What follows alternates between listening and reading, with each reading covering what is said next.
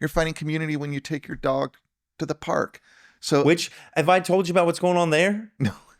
I got beef at the park now, so now I don't even go hang out with those people. I just walk by them and say good morning and then just keep What'd you get walking. beef for?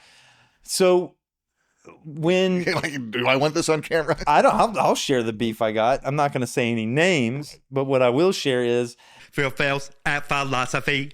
when the season changed, all of the adult squirrels started having baby squirrels, and all the baby squirrels are kind of not as good at squirreling. So my dog's like, "Hey, I've got a German short hair pointer, a Your dog's rescue like, dog." squirrel. She's like, "Squirrel, that's food." Like, and not as good at squirreling. That means more, more apt to get got, for lack of better terms. But so she stopped being obedient. So she would run off and focus on these trees and focus on squirrels and birds. And like, I couldn't get her to recall. She just wasn't being obedient to the level that I needed her to be in a space that's not off leash. We all use that park as an off leash park through. Right. And the people who are using it know that you got to have the dogs be really good. I think that's my belief, is that those dogs need to be really good in order to have that privilege. Or else someone's going to come along and start calling in the off leash. They need to recall. When I call them, they need to come to me. If I tell them not to go somewhere, they need not to go somewhere. So what'd you get beef for? I'm getting there. So this guy that was at the park, well, first thing he did was he would just say, like, let your dog off the leash. And I'd be like, no, I'm not letting my dog off the leash. And I said it multiple times I was there. Like every time he would say like let your dog off the leash. And I would explain why. And then he started saying I was rough with my dog because when she wanted to get off the leash, I would like kind of jerk her. She's got a martingale collar, which doesn't choke, but it restricts around the neck in order to tell them, hey, stop doing what you're doing. And I would jerk on it. And he started saying that I was rough and using this terminology that kind of like put me in a negative kind of behavior towards my dog. And I didn't like that. And then one day he started training my dog to like give the paw, like, like paw or something, and giving her treats. And I was like, hey, dude, don't do that. My daughters were doing that. I think paw is a ridiculous thing to train your dog to do. It has no real social, benefit. That dog walked through poop and urine and all this stuff. And I don't even like folks in my house with shoes on. I don't mind you being in the house with shoes on, but I've adopted like no shoes in the house because, you're outside. There's all kind of stuff. And now you're going to let that dirty animal paw in your hand. And then you're going to shake my hand and do what? I don't think paw is a great thing to teach. And so I asked him not to do that. What kind of person trains another dog anyway? Like another person's dog? That's a personal thing. I asked him not to do that.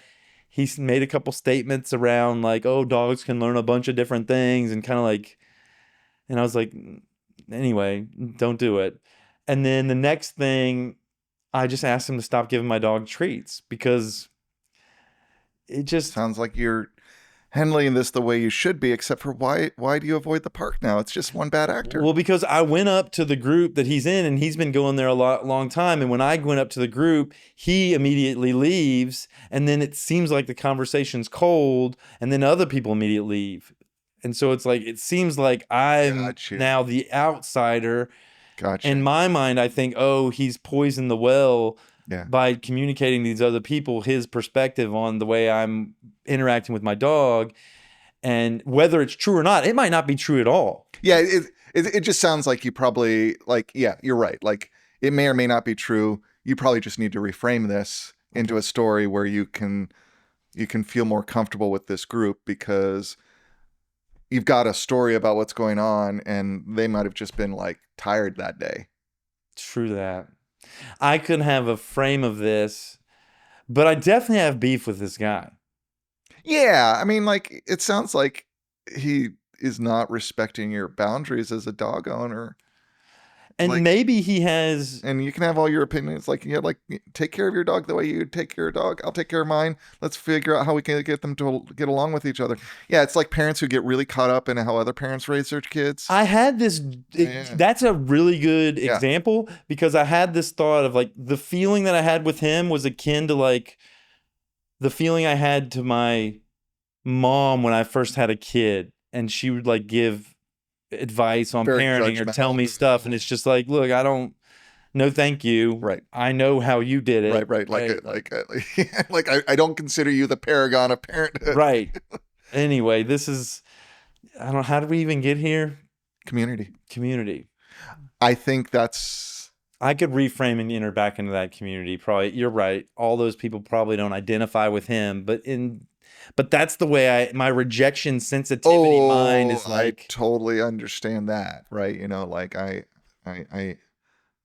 am the person who like primarily interacted with parties at college by going to them, looking at all those people for no good reason except they were people who weren't talking to me while I stepped up to the front door and said, "These people hate me," and left. Yeah, right? rejection sensitivity. Right. Like it's just like, so yeah, it's just something we got to navigate. Well, I mean, evil might not even be evil. It might just be people that are tired that day and don't care. Like we might see, like I could perceive that as evil in the world. I'm trying to weave this back into our topic. Yeah. I can perceive that as evil in the world, but it's like this reframing game of like, I wasn't wrong.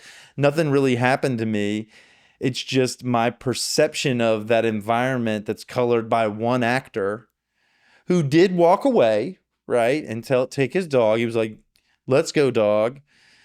That happened. Right. But I then made this whole story up about him having a meeting of the dog walkers of the neighborhood and said like, "Okay, this is how Philip is, guys. Y'all need to know this. You need to agree with me. We need to be on the same page on this." Right. Ostracize Philip. Ostracize Philip.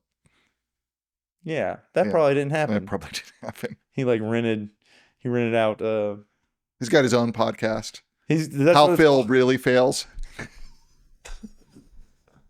Yeah. Yeah. That didn't happen. Gosh. Man. There's infinite ways to be rejected.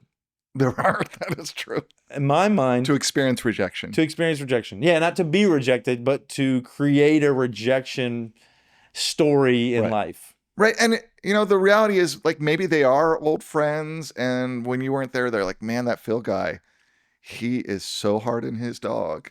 Right. That could have happened. But still, even if that's the case, for a majority of those people, it's going to be a conversation that happened that even if they feel something about it, it's going to go away in a few days if you keep hanging out.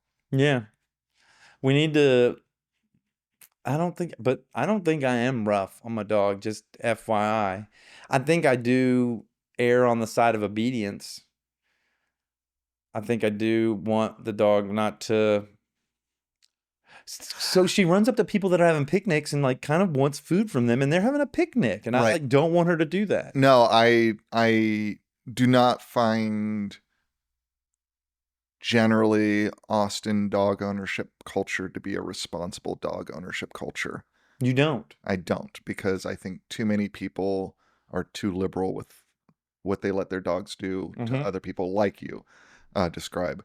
Yeah, I mean, like, and that's the problem, like, when you get that kind of blowback, like, the real problem is, like, maybe there is information there, like, you know, we've talked about this before, like, am I being a little rougher than I need to be? Yeah. Are there other ways to produce that discipline? That's a whole set of good questions to ask yourself, but it doesn't need this whole story about in-group, out-group acceptance or whatnot to get there. And it's really hard, like, when someone responds to you with a lot of public judgment.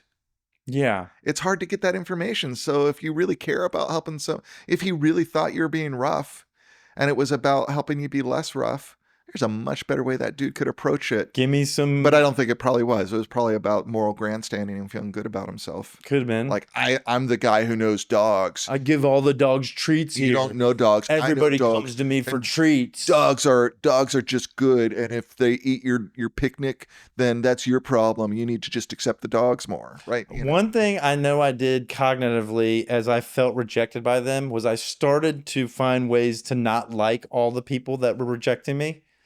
And one of them I think is really valid. I'm going to talk to you about it. One of the people in this group felt an injustice that airplanes wouldn't allow everyone to take their dogs onto them. Yeah, regardless of size. Such an injustice. And I just- without paying for an extra seat or something. no, even if they pay for an extra seat, Right. she was fine with paying for an extra seat. I just thought we don't have a culture and an environment where we've got enough success level of humans getting on airplanes without conflict. Right. And now you want to enter beasts in there? Dogs into there? What? What kind of animal house would you have if everybody and their dog got on a plane? And then you're trapped up there for 4 hours if like the dogs don't get along. And now, yeah, they don't get along. Or like now, you know, on the trail where you got like poop bags left on the trail. Now we got some poop bag. Just, oh, I'll pick that up on my way out of the plane. No, thank you, lady. And I tried to like explain to her, like, this doesn't make any rational sense. Like, how are you going to have dogs in a plane? Barking, you know, you got your neighbor's dog barking in the middle of the You night. took your criticism really well. She was like, oh, wow, Phil, you really lent some insight into I my-" think I wanted to help her see it a different way. Right, but were you successful? I don't think so. Right. I think she just wants her dog on the plane.